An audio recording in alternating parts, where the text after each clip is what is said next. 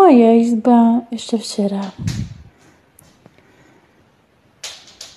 Zajtra už bude trochu ružová, tak sa veľmi teším.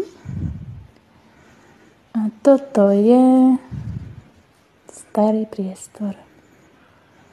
Takže potom sa vám prihlásim, aké to bude až zajtra. Takže pekný večer, dobrú noc.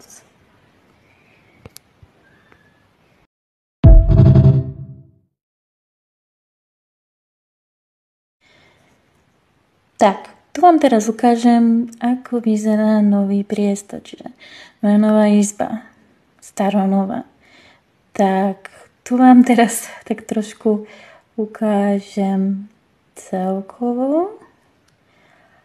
A tu vám ukážem, kde budem príjmať vaše objednávky, ako vidíte. A tu hneď budem maľovať obrazy. Teším sa veľmi na to. A tu ďalej ukážem, takto vyzerá moja izba. Takže teším sa na vás, na vaše objednávky. Veľmi sa teším.